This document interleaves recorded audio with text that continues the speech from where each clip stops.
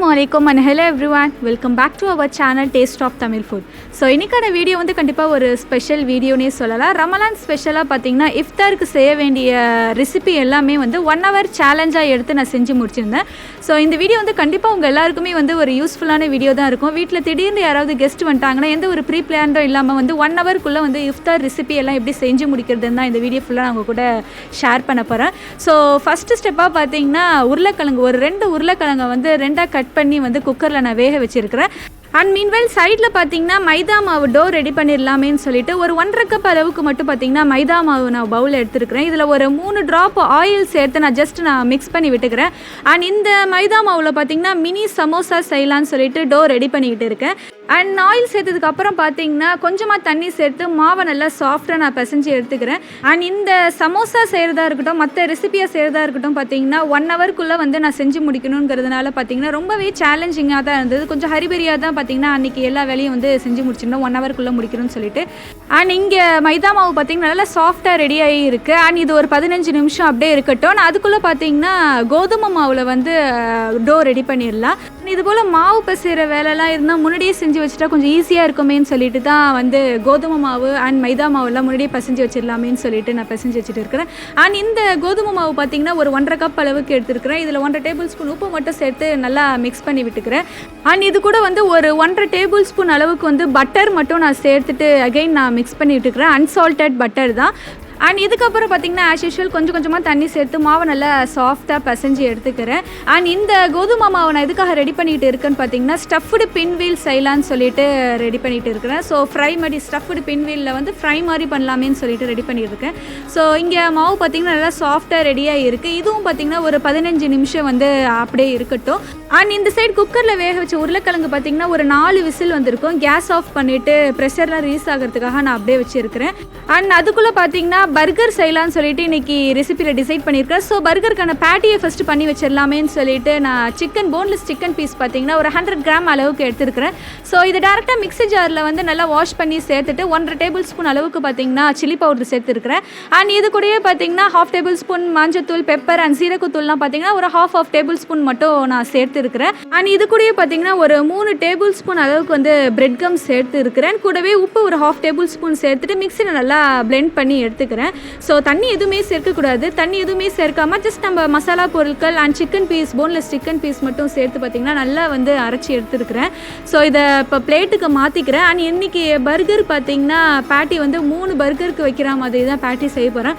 So அதுக்கு தகுந்தாப்பில் பார்த்திங்கன்னா அரைச்சி எடுத்த இந்த சிக்கன் பீஸஸை வந்து ஈக்குவல் அமௌண்ட்டாக வந்து நான் 3ஆக பிரித்து வந்து ஒரு ரவுண்ட் ஷேப்க்கு வந்து ஃப்ளாட்டாக நான் வந்து பேட்டி ரெடி பண்ணிக்கிறேன். அண்ட் ரொம்பவே ஈஸியான ஒரு மெத்தட் தான் இந்த பர்கருக்கான பேட்டி செய்கிறதா இருக்கட்டும். ஸோ கண்டிப்பாக வந்து பர்கர் வந்து நீங்கள் வீட்டில் ட்ரை பண்ணணும்னு நினச்சிங்கன்னா இந்த மாதிரி ஒரு மெத்தடில் வந்து நீங்கள் ட்ரை பண்ணி பாருங்கள். அண்ட் ஈஸியான வேவும் கூட இது. அண்ட் இந்த பர்கருக்கான பேட்டி பார்த்திங்கன்னா 3 ஈக்குவல் சைஸில் வந்து பார்த்திங்கன்னா 3 பேட்டி ரெடி பண்ணியாச்சு. ஆனால் இதுக்கப்புறம் பார்த்திங்கன்னா பிரெட் கம்ஸ் மேலே கோட்டிங் பண்ணி வச்சுட்டா இது லாஸ்ட்டாக வந்து ஃப்ரை பண்ணிக்கலாமேன்னு சொல்லிட்டு அந்த வேலைக்கான பார்த்திங்கன்னா ஒரு பிளேட்டில் வந்து ஒரு 4-5 டேபிள் ஸ்பூன் வந்து பிரெட் கம்ஸ் வந்து எடுத்துக்கிட்டு இருக்கேன்.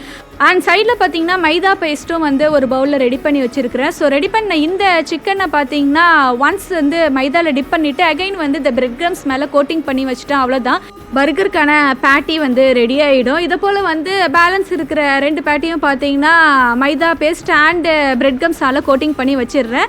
ஸோ இதை பார்த்தீங்கன்னா டீப் ஃப்ரை கூட பண்ணலாம். இல்லைனாக்கா பேனில் கூட போட்டு 2 சைடும் வந்து தவா ஃப்ரை மெத்தடில் கூட நம்ம ஃப்ரை பண்ணிக்கலாம். இதை வந்து கடைசியாக வந்து டேபிளில் சர்வ் பண்ணும் போது வந்து டீப் ஃப்ரை பண்ணி பர்கர் வந்து ரெடி பண்ணலாம். ஸோ இது ஒரு சைடு வந்து அப்படியே இருக்கட்டும். ஆனால் அதுக்குள்ளே பார்த்தீங்கன்னா இங்கே ரெடி பண்ணி வந்த மைதா மாவு அண்ட் கோதுமை மாவில் வந்து மாவை திரட்ட ஸ்டார்ட் பண்ணிடலாம். ஸோ ஃபஸ்ட்டு பார்த்திங்கன்னா மினி சமோசா செய்கிறதுக்காக வந்து மைதா மாவு வந்து நம்ம பசைஞ்சு வச்சுருந்தோம். ஸோ அதை வந்து திரட்டிடலாமேன்னு சொல்லிட்டு ஒரு ரவுண்டு ஷேப்க்கு வந்து நல்ல ஒரு தின் ஷீட்டாக ஆகிற மாதிரி பார்த்திங்கன்னா மாவு நல்லா நான் திரட்டிக்கிறேன். ஸோ ஈக்குவல் சைஸுக்கு பார்த்திங்கன்னா ரவுண்ட் ஷேப்க்கு இருக்கணும். ஸோ உங்களுக்கு ரவுண்ட் ஷேப்க்கு வந்து இந்த மாவு திரட்டும் போதே வந்துடுச்சுன்னா பார்த்திங்கன்னா சூப்பர் ஓகே அப்படியே வச்சுக்கலாம்.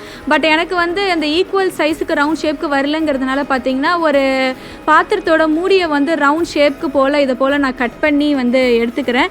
ஸோ சைடில் பார்த்திங்கன்னா தவா ஹீட் ஆகி ரெடியாக இருக்குது. இதில் வந்து பேனில் போட்டு நல்லா ஒரு 30 செகண்ட் மட்டும் 2 சைடும் வந்து ஹீட் பண்ணி எடுத்துக்கலாம். அண்ட் இந்த ஹீட் பண்ண இந்த மாவு பார்த்திங்கன்னா ஸ்டோர் பண்ணி கூட நீங்கள் வச்சுக்கலாம். ஃப்ரீசரில் ஸ்டோர் பண்ணி வச்சுக்கிட்டு அப்பப்போ கூட நம்ம தேவைப்படுற போது வந்து சமோசா ஷீட்டாக வந்து யூஸ் பண்ணிக்கலாம். ஸோ இதே போல் பேலன்ஸ் இருக்கிற மாவில் பார்த்திங்கன்னா ரவுண்ட் ஷேப்க்கு வந்து கட் பண்ணி தவாவில் போட்டு நான் 2 சைடும் வந்து ஹீட் பண்ணி எடுத்துக்கிறேன். இந்த சமோசா ஷீட் ரெடி பண்ணுறதுக்கான வேலை மட்டும்தான் பார்த்திங்கன்னா வந்து எனக்கு கொஞ்சம் டைம் வந்து அதிகமாக எடுக்கிற போல் இருந்துச்சு. கரெக்டாக பார்த்திங்கன்னா ஒரு 20 மினிட்ஸ் ஆயிடுச்சு இந்த சமோசா ஷீட் வந்து ரெடி பண்ணுறதுக்கு. ஃபைனலாக பார்த்திங்கன்னா எல்லா மாவுலேயும் வந்து சைடில் வந்து சமோசா ஷீட் ரெடி பண்ணி வந்து ரெடியாக இருக்குது. அண்ட் இங்கே குக்கரில் பார்த்தீங்கன்னா ஃபஸ்ட்டு வந்து உருளைக்கிழங்கு வந்து வேக வச்சுருந்தோம். அதை நான் ப்ரெஷரில் ரிலீஸ் ஆனதுக்கப்புறம் பார்த்திங்கன்னா வெளியே எடுத்துகிட்டு அதுலேயே பார்த்திங்கன்னா பிளாக் சன்னா வந்து வேக வச்சிடலான்னு சொல்லிட்டு ஒரு 2 கப் அளவுக்கு வந்து பிளாக் சன்னா சேர்த்துருக்கிறேன். ஸோ 1.5 டேபிள் ஸ்பூன் உப்பு மட்டும் சேர்த்து க்ளோஸ் பண்ணி வச்சுட்டேன். ஸோ இது வேகிற கேப்பில் வந்து சைடில் சமோசா ஷீட்டை கட் பண்ணிடலாமேன்னு சொல்லிட்டு நான் கட் பண்ணிகிட்டு இருக்கேன். ஸோ நான் முன்னாடி சொன்ன மாதிரி இன்றைக்கி நான் செய்ய போகிற சமோசா வந்து மினி சமோசா தான். தந்தா போல் பார்த்திங்கன்னா ரெடி பண்ண இந்த ஷீட்டை வந்து 4ஆக கட் பண்ணிக்கிறேன் ஈக்குவல் சைஸாக. ஸோ இப்போ நான் உங்களுக்கு கட் பண்ணுறதை பார்த்தாலே தெரியும் ஈக்குவல் சைஸுக்கு வந்து 4ஆக கட் பண்ணியிருக்கேன்னு சொல்லிட்டு. அண்ட் அடுத்து இந்த மினி சமோசாக்கான ஸ்டஃபிங்கை வந்து குயிக்காக ரெடி பண்ணிடலாம். ஒரு 2 வெங்காயத்தை பார்த்திங்கன்னா தின்னாக ஸ்லைஸ் பண்ணி நான் எடுத்துருக்கிறேன். இதில் ஒரு 1.5 டேபிள் ஸ்பூன் வந்து காஷ்மீரி சில்லி ஆட் பண்ணியிருக்கேன். அண்ட் 1/2 டேபிள் ஸ்பூன் வந்து மஞ்சத்தூள் சீரகத்தூள் பார்த்திங்கன்னா 1/2 டேபிள் ஸ்பூன் சேர்த்துக்கிறேன். அண்ட் இது கூடயே 1 டேபிள் ஸ்பூன் வந்து கறி மசாலா தூள் இருக்கு இல்லையா, அது ஒரு 1 டேபிள் ஸ்பூன் வந்து ஆட் பண்ணிக்கிட்டு ஒரு 2 ட்ராப் ஆயில் மட்டும் இது கூட சேர்த்து நல்லா நான் மிக்ஸ் பண்ணிக்கிறேன். ஸோ அவ்வளோதான், ஒரு சிம்பிளான ஸ்டஃபிங் தான். பட் உள்ள ஸ்டஃபிங்கான டேஸ்ட் பார்த்திங்கன்னா அவ்வளோ சூப்பரான அல்டிமேட்டாக இருக்கும். கண்டிப்பாக இந்த மாதிரியான ஒரு ஸ்டஃபிங் சமோசாவை வந்து நீங்கள் ட்ரை பண்ணி பாருங்கள். ஸோ இப்போ வந்து சமோசா ஷீட்டை வந்து நம்ம ஃபோல்ட் பண்ணி உள்ள ஸ்டஃபிங் ஃபில் பண்ண ஸ்டார்ட் பண்ணிடலாம். 2 கார்னர்லேயும் பார்த்திங்கன்னா மைதா பேஸ்ட்டை மட்டும் நான் அப்ளை பண்ணிக்கிட்டு நான் ஃபோல்ட் பண்ணிக்கிட்டு உங்களுக்கு ஒரு கோன் ஷேப்க்கு கிடச்சிடும். ஸோ அவ்வளோதான். இதுக்கப்புறம் பார்த்திங்கன்னா ரெடி பண்ண ஸ்டஃபிங்கை வந்து கொஞ்சமாக 1 ஸ்பூன் அளவுக்கு வந்து உள்ளே ஸ்டஃப் பண்ணிவிட்டு ரெடி பண்ண மைதா பேஸ்ட்டை வந்து கார்னரில் அப்ளை பண்ணிவிட்டு க்ளோஸ் பண்ணிவிட்டு அவ்வளோதான், மினி சமோசா வந்து ரெடி ஆகிடும். ஸோ இதை போல் பேலன்ஸ் இருக்கிற எல்லா சமோசா ஷீட்லேயும் பார்த்திங்கன்னா உள்ள ஸ்டஃபிங் ரெடி பண்ணி மினி சமோசாவை வந்து நான் ரெடி பண்ணிக்கிறேன். ஸோ பார்க்கவே எவ்வளோ க்யூட்டாக அழகாக இருக்குதுன்னு பாருங்கள் இந்த மினி சமோசா. கண்டிப்பாக இந்த மினி சமோசா வந்து நீங்கள் வீட்டில் ட்ரை பண்ணி பாருங்கள். இதுக்கான ஸ்டஃபிங்கும் பார்த்திங்கன்னா ரெடி பண்ணுறது வந்து ரொம்ப ஈஸிங்கிறதுனால இந்த மினி பாக்கெட் சமோசா வந்து நம்ம அடிக்கடி கூட வீட்டில் வந்து இஃப்தாருக்கு ரெசிப்பியாக வந்து செய்யலாம். ஸோ எல்லா சமோசையும் பார்த்திங்கன்னா ஃபோல்ட் பண்ணி மைதா பேஸ்ட்டை அப்ளை பண்ணிவிட்டு நான் ரெடி பண்ணிக்கிறேன். அண்ட் மீன்வெல் சைடில் பார்த்திங்கன்னா நம்ம பிளாக் சன்னா வந்து குக்கரில் வேக வச்சுருந்தோம். அதுலேருந்து பார்த்திங்கன்னா ஒரு 4-5 விசில் வந்துடுது. ஸோ அதையும் வந்து கேஸ் ஆஃப் பண்ணிவிட்டு வந்து சைட் பை சைடு வந்து இந்த மினி சமோசா வந்து ரெடி பண்ணியாச்சு. ஸோ பாருங்கள் எவ்வளோ அழகாக க்யூட்டாக இருக்குதுன்னு சொல்லிட்டு இது அப்படியே இருக்கட்டும். லாஸ்ட்டாக வந்து இஃப்தார் டைமில் வந்து டீப் ஃப்ரை பண்ணிடலாம். அண்ட் அதுக்கப்புறம் பார்த்திங்கன்னா நம்ம கோதுமை மாவில் வந்து டோ ரெடி பண்ணியிருந்தோம். ஸோ அதையும் எடுத்து நம்ம ரெடி பண்ணி வச்சிடலாமேன்னு சொல்லிட்டு நான் எடுத்து திரட்டிக்கிட்டு இருக்கேன். ஸோ ஈக்குவல் அமௌண்ட்டாக பார்த்திங்கன்னா மாவை 2ஆக பிரிச்சுருக்கிறேன். ஸோ இதை பிரித்த இந்த மாவு பார்த்திங்கன்னா நல்ல ஒரு தின் ஷேப்க்கு வந்து ரவுண்டாக நான் வந்து வளர்த்திக்கிறேன் மாவை.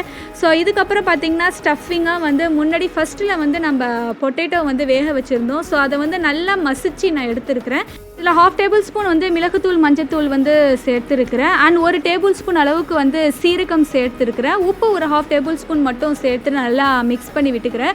ஸோ இப்போ உங்களுக்கு பார்த்தாலே தெரியும் நல்லா மசிஞ்சு வந்து இந்த பொட்டேட்டோ மசாலா வந்து ரெடியாக இருக்குன்னு சொல்லிட்டு.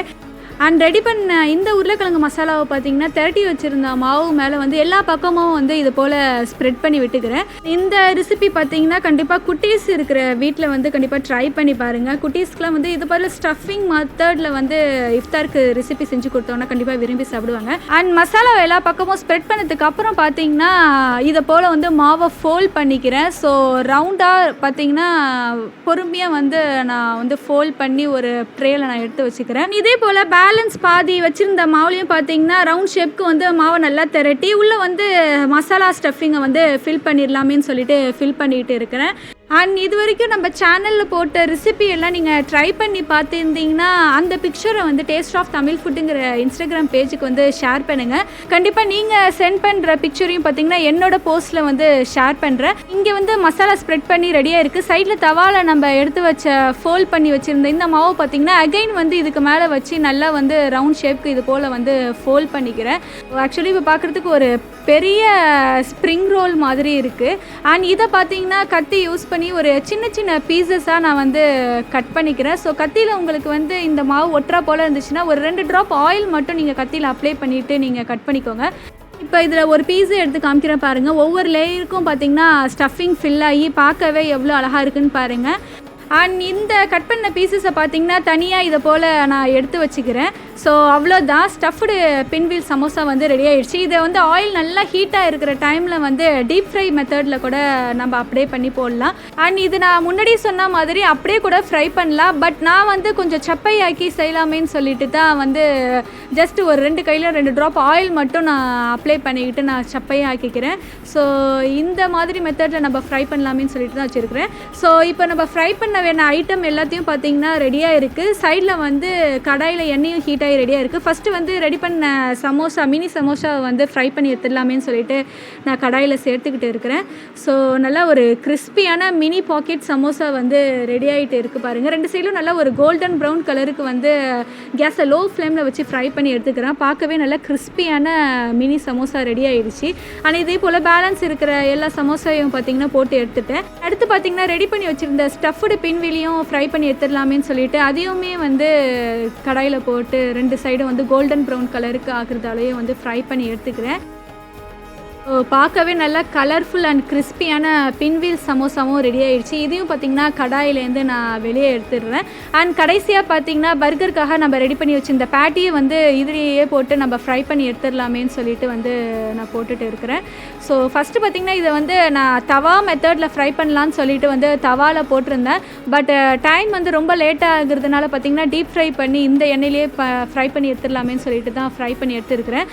ஸோ எல்லாத்தையும் பார்த்திங்கன்னா ஃப்ரை பண்ணி எடுத்தாச்சு. அண்ட் இங்கே வந்து பர்கருக்கான பன் பார்த்திங்கன்னா மேலே வந்து சாஸ்லாம் அப்ளை பண்ணி ரெடியாக இருக்குது. ஸோ இது வந்து பர்கர் பன் வந்து எனக்கு கிடைக்கல. ஸோ நார்மல் பன்லேயே தான் பார்த்திங்கன்னா பர்கர் செய்யலாமேன்னு சொல்லிட்டு செஞ்சுட்டு இருக்கேன். ஸோ உள்ளே வந்து வெங்காயம் தக்காளி வந்து ஸ்டஃபிங்காக வச்சு ரெடி பண்ண பேட்டியை வந்து உள்ளே வச்சு பட்டர் மட்டும் நான் 2 டேபிள் ஸ்பூன் நான் பட்டர் மட்டும் அப்ளை பண்ணிடுறேன். மேலே வந்து வெள்ளை எள் மட்டும் நான் தூவி விட்டுடுறேன். ஸோ அவ்வளோதான், பர்கர் வந்து ரெடி ஆகிடுச்சு. ஸோ பர்கர் பன் இருந்தால் கண்டிப்பாக அந்த பன்னில் வந்து பர்கர் செஞ்சால் அதோட டேஸ்ட்டே வேறு. பட் எனக்கு கிடைக்கிறங்கிறதுனால தான் வந்து நார்மல் பன்லேயே வந்து நான் செஞ்சுருந்தேன்.